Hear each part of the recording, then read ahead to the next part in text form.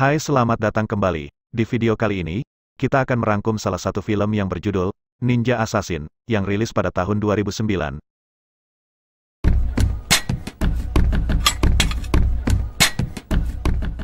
Di awal film kita melihat seorang pemimpin klub Yakuza Maki yang berlokasi di Osaka mendapatkan tato di punggungnya. Dia terlihat kesal karena dia merasa sakit ketika ditato. Kata penato tua itu, jika misalnya seseorang merasa kesal dan kesakitan ketika mendapatkan tato, maka orang itu tidak cocok tinggal di lingkungan yang keras. Pemimpin Yakuza marah dan merasa terhina. Lalu salah satu anak buahnya datang dengan membawa surat yang berisi pasir hitam. Pembuat tato tampak ketakutan melihat pasir hitam yang keluar dari surat. Itu menandakan akan terjadi sesuatu yang mengerikan. Pria tua mengatakan bahwa di masa lalu, seseorang juga menerima surat yang berisi pasir hitam yang sama, dan kemudian hal yang mengerikan terjadi. Mereka muncul dari balik bayang-bayang, semua orang mati. Lelaki tua itu kemudian menunjukkan bekas luka di dadanya. Ada bekas luka di sisi kiri dadanya. Lelaki tua itu berkata, dia beruntung karena hatinya tidak seperti kebanyakan orang dan terletak di sisi kanan dada. Yakuza tertawa mendengar cerita tentang ninja di dunia modern seperti sekarang ini. Lalu tiba-tiba kepala salah satu anggota Yakuza terbelah. Mereka semua kaget dan takut. Mereka berteriak, lampu padam. Terdengar suara pedang berayun kemana-mana tanpa sosok yang mereka hadapi. Satu persatu anggota Yakuza terjatuh. Pemimpin Yakuza lalu menembakkan pistol ke segala arah dan panik ketakutan.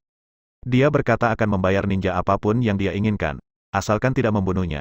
Tetapi tidak ada jawaban sama sekali. Orang tua itu berkata sia-sia untuk bernegosiasi dengan makhluk ini.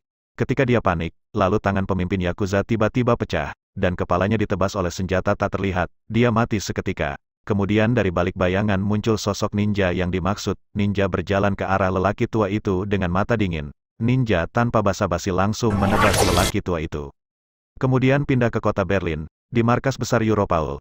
Seorang agen investigasi bernama Mika bertemu dengan bosnya yang bernama Marcelo. Dia memberikan hasil penyelidikannya tentang pembunuhan misterius yang terjadi baru-baru ini. Dimulai dari insiden di mana Ratu Korea terbunuh, pada tahun 1800-an oleh anggota klan ninja, baru Mika menyelidiki transkrip persidangan terdakwa bernama Kenito Muzikiaki, di mana jaksa menanyakan tentang pembayaran 45,3 kg emas kepada klan Ozano yang setelah itu tidak pernah dibahas lagi. Sampai sekarang jumlahnya sama dengan rumor yang beredar, di mana kelompok Yakuza membayar 45,3 kg emas kepada klan Ozano, yang menyebabkan pembantaian klub Yakuza Maki yang terletak di Osaka. Sebelumnya Mika mengira klan ini berusia ribuan tahun dan tidak pernah berubah dalam menilai kehidupan mangsanya. Kemudian Mika menelusuri lebih dalam. Mika menemukan kaitan dengan insiden kematian Perdana Menteri Rusia Zhukov dengan klan Ozano. Sehari sebelum pembunuhan, ada transfer misterius dari Bank Shanghai dengan total 45,3 kg emas. Hari ini Mika mengatakan bahwa klan Ozano bukan mitos tapi nyata. Klan menculik anak jalanan dan melatih mereka menjadi mesin pembunuh. Marcelo merasa bahwa semua ini tidak masuk akal. Dia belum bisa mempercayai Mika. Kemudian pindah ke lokasi persewaan mesin cuci. Ada seorang pria yang mencuci pakaian, namanya Rizzo. Di sampingnya adalah seorang wanita yang mencoba meminta bantuan Rizzo, ketika wanita itu mendekatinya. Dia bertanya, dari klan mana kamu? Wanita itu terlihat kaget, kemudian wanita itu segera menyerang Rizzo, dan perkelahian terjadi di sana, dengan menggunakan sebilah pisau kecil.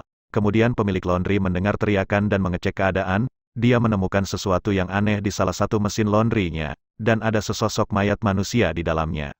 Pindah ke Rizzo yang masuk apartemennya, di sana tempat penyimpanan senjata ninja. Karena Rizzo adalah seorang ninja, di dalam apartemen Rizzo mengingat masa lalunya, ketika pemimpin klan Ozano Tuan Ozino memperkenalkan dirinya sebagai seorang anak di depan siswa klan Ozano lainnya. Di memori lain, Tuan Ozino terlihat menyuruh para murid untuk mengendalikan tubuh mereka. Sakit, lapar, haus, termasuk darah dan kulit anggota badan adalah hal yang harus dikuasai. Kemudian Ozino terlihat menyayat telapak tangannya dengan pisau. Kemudian dia menggenggam tangannya dan melantunkan beberapa mantra ninja. Kemudian ketika dia membukanya, luka di telapak tangannya telah menghilang dan sembuh sendiri. Itulah kekuatan dari klan Ozano. Di sore hari, ada Rizzo yang berhasil melumpuhkan temannya. Dalam sebuah pertempuran Ozino mengatakan bahwa hidup adalah pertempuran. Rizzo yang merupakan anak jalanan yang ditinggalkan oleh orang tuanya, berjuang untuk bertahan hidup, sampai akhirnya dia menang. Rizzo yang dewasa selalu berlatih menguasai tubuhnya, dan teringat kembali ke masa lalu, di mana Rizzo cilik harus berjalan di lantai khusus agar bisa berjalan diam-diam. Ketika Rizzo cilik gagal dan lantai mengeluarkan suara, Ozino lalu memukul kaki kecil Rizzo hingga berdarah. Malam itu Rizzo tidak bisa tidur karena kesakitan. Kemudian salah satu teman Rizzo, Kiriko, ia terlihat sedang mengobati luka di kaki Rizzo. Luka tersebut masih melekat sampai Rizzo sudah dewasa. Di tempat lain, Mika bertemu dengan istri Alex, seorang agen FBI, yang membuat laporan, yang mengaitkan kematian orang Rusia. Perdana Menteri, 9 klan istri, Alex mengatakan bahwa di masa lalu, laporan Alex menyebabkan masalah dalam karirnya. Dia memasang kunci di setiap celah rumahnya. Alex memasang kamera dan sensor gerak di semua tempat. Alex memasang lampu di mana-mana. Tidak boleh ada bayangan, kata Alex. Suatu hari seorang pria datang ke rumah Alex. Mereka berbicara sebentar, lalu meninggalkan rumah Alex. Istri mengatakan bahwa Alex adalah anggota dari dinas intelijen Rusia, dan Alex bukan orang yang mudah takut. Kemudian ketika istri Alex bertemu suaminya, ada tatapan yang sangat ketakutan di mata Alex. Kemudian Alex berdiri mengatakan bahwa Alex sangat mencintai istrinya. Lalu istri mengatakan sekarang Alex sudah mati. Sebelum meninggal, lampu di rumahnya padam, dan istri Alex tidak mau melanjutkan cerita lagi. Istri Alex lalu memberikan Mika file penelitian yang Alex tinggalkan di rumah. Ada berbagai macam barang bukti bahwa ninja itu nyata. Lalu ada kaset CCTV. Ketika dilihat, terlihat di sana wajah Rizzo di dalamnya. Pindah ke apartemen Rizzo, dia terlihat sedang berlatih menggunakan pedang, dan seorang Rizzo terlihat marah. Rizzo lalu teringat masa lalunya saat masih remaja sebagai murid Ozino. Rizzo berkelahi dengan teman-temannya. Awalnya Rizzo bisa mengontrol pertarungan, tapi lawannya menggunakan cara licik yang akhirnya mengalahkan Rizzo. Lalu Ozino mendekati Rizzo sembari mengatakan, apa yang dia rasakan tidak nyata. Lalu Ozino menekan bagian dalam perut Rizzo dan berkata, ini adalah rasa sakit yang sebenarnya. Rizzo terlihat berteriak kesakitan. Ozino menyuruh Rizzo menahan rasa sakit itu. Pada malam rasa sakit tidak hilang. Kemudian di pagi hari, ketika Ozino bertemu Rizzo, Rizzo sepertinya sudah menguasai sakit itu. Pindah ke tempat Mika. Di kantornya Mika ditemui oleh agen Sabransky. Dia bertanya apakah agen Marslow telah bertingkah aneh akhir-akhir ini. Sabransky mengatakan bahwa beban kerja yang berat dapat membawa stres dan kelelahan mental. Mika kemudian bertemu Marcelo. Ternyata Marcelo juga bertemu dengan Sabransky. Sabran menanyakan hal yang sama kepada Mika. Mika mengatakan jika ada pihak yang mengawasi mereka, dan tidak ingin mereka melanjutkan penyelidikan tentang kasus 9 klan. Banyak orang penting dunia yang terlibat di dalamnya. Marslow kemudian menyuruh Mika untuk lebih berhati-hati. Di malam hari Mika kembali ke rumah untuk memeriksa file laporan Alex. Di sana tertulis dalam gulungan kuno di abad ke-14, seorang penjelajah muslim bernama Batuta mengunjungi salah satu dari 9 klan tertua.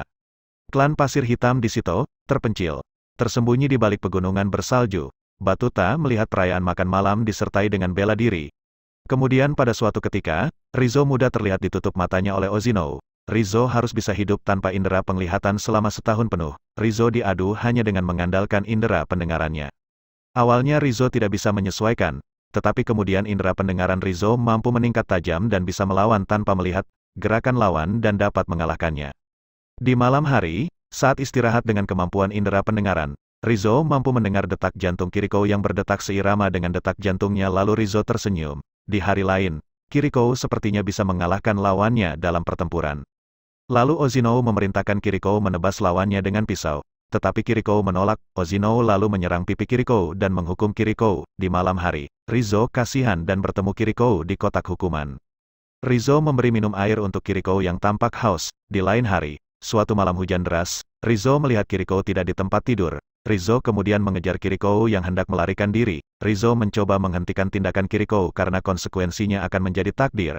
Kiriko kemudian melanjutkan aksinya dari dinding untuk melarikan diri dari tempat itu. Pindah ke Rizzo dewasa, ia terlihat berjalan dengan foto Mika dengan alamat tertulis di belakang. Sementara di tempat Mika, Marslow memperingatkan Mika tentang bahaya yang mengintai mereka, karena Marcelo tidak pernah dicurigai seperti dia sekarang. Marslow kemudian memerintahkan Mika untuk pergi dan memberinya pistol. Sesampainya di rumah, ternyata lingkungan rumah Mika mengalami pemadaman listrik. Di rumah yang gelap, Mika tiba-tiba menemukan sebuah amplop putih berisi pasir hitam di dalamnya. Tidak lama setelah itu, seorang ninja mengayunkan pedang ke arahnya, dan ditahan oleh sesuatu. Ternyata ada 2 ninja di sana. Terjadi pertarungan antara 2 ninja, mereka bertarung di dalam gelap. Salah satu ninja berhasil lumpuh, kemudian sebuah suara memperingatkan Mika bahwa ia akan datang lagi. Mereka tidak akan berhenti sampai Mika mati. Suara selanjutnya berkata bahwa dia akan membantu Mika. Kemudian sesosok manusia muncul dari balik bayang-bayang. Dia adalah Rizzo, dia menyelamatkan nyawa Mika. Lalu kembali ke adegan kenangan masa lalu. Kiriko yang melarikan diri dapat ditangkap kembali oleh Takeshi. Kiriko kemudian diikat ke tiang di dalam markas ninja. dan Ozino memerintahkan Takeshi untuk mengeksekusi Kiriko. Takeshi yang tahu ada hubungan khusus antara Rizzo dan Kiriko tersenyum sinis. Dia kemudian menusuk hati Kiriko dan mengakhiri hidupnya. Di mobil, Rizzo mengatakan bahwa ninja mengikuti mereka, memburu mereka berdasarkan aroma mereka seperti serigala. Mika kemudian menyadari bahwa Rizzo juga harus menjadi orang yang dikejar oleh klan Ozano. Untuk beberapa alasan, Rizzo kemudian teringat masa lalunya ketika dia pertama kali mengambil tugas sebagai seorang pembunuh. Di toilet Rizzo menemui orang tersebut dan segera menusukkan pisau ke lehernya. Tetapi targetnya ternyata terlalu kuat, dia masih bisa bertarung di sana. Terjadi pertempuran sengit di sana. Tapi dengan kemampuannya, Rizzo berhasil membunuh pria tersebut dan menyerahkan jam tangan sebagai bukti bahwa dia berhasil menyelesaikan misinya. Di atas sebuah bangunan Ozino memberitahu Rizzo untuk berjaga-jaga sebagai pengingat bahwa dia adalah seorang pembunuh. Kemudian Ozino memerintahkan Rizzo untuk mengeksekusi seorang wanita, bukannya menuruti perintah Ozino. Rizzo yang sudah muak malah mengayunkan senjatanya ke wajah Ozano. Ozano marah besar dan memerintahkan anak buahnya untuk membunuh Rizzo. Terjadi pertarungan antara Rizzo dan Ozone Ninja. Rizzo terlihat tidak berdaya dan ditebas oleh berbagai senjata ninja. Rizzo kemudian jatuh dari atas gedung. Rizzo ternyata ada dendam sama Ozano. Rizzo dan Mika lalu masuk ke penginapan. Rizzo menyuruh Mika mandi tanpa sabun dan ganti baju. Setelah selesai, Rizzo membawa rokok ke dekat badan Mika agar wanginya berubah. Mika kemudian mengundang Marslow untuk bertemu di tempat tersembunyi. Rizzo kemudian merasakan ada sesuatu yang salah, dan memperingatkan Marslow bahwa tindakannya akan menyebabkan banyak nyawa jatuh. Kemudian segera ada banyak tentara dari semua sisi menyengat listrik ke Rizzo dan menangkapnya. Marslow membawa Mika dan Rizzo ke pangkalan rahasia dan mengikat Rizzo di sel. Mika yang bingung meminta penjelasan Marslow. Marslow mengatakan seseorang yang berkuasa memerintahkannya untuk menangkap Rizzo. Marcelo tidak punya pilihan lain selain mematuhi. Marslow kemudian memberikan Mika alat pelacak sehingga jika terjadi kesalahan Marcelo dapat melacak keberadaan Mika. Mika kemudian mendekati Rizzo dan memberi Rizzo beberapa teguk air mineral. Rizzo memperingatkan Mika bahwa ninja sudah tahu lokasi mereka saat ini. Mika kemudian memberitahu Marcelo tentang ancaman ninja. Marslow dan tim bersenjata berat menganggap enteng kata-kata Mika. Kemudian tiba-tiba lampu padam. Dalam kegelapan para prajurit mencoba mencari tahu apa yang terjadi. Di atas mereka telah siap ninja-ninja yang kemudian menyerang para prajurit. Satu persatu para prajurit tersebut gugur diserang oleh para ninja yang bergerak dalam kegelapan. Lalu Mika mengambil kunci sel di tubuh prajurit yang mati dan membuka rantai yang mengunci Rizzo. Sesosok bayangan memasuki kamar Rizzo. Tepat pada waktunya ketika tangan Rizzo berhasil dibuka, dia dapat menghabisi ninja di dekatnya. Ketika Rizzo dan Mika berjalan keluar dari ruangan itu, diam-diam Rizzo menyuruh Mika untuk menunggu, dan Rizzo menghilang ke dalam kegelapan. Terdengar suara perkelahian tapi tidak ada sosok. Kemudian muncul Rizzo dalam pertarungan dengan ninja. Rizzo berhasil melumpuhkan ninja. Rizzo kemudian menyuruh Mika untuk mengambil mobil yang ada di tempat parkir.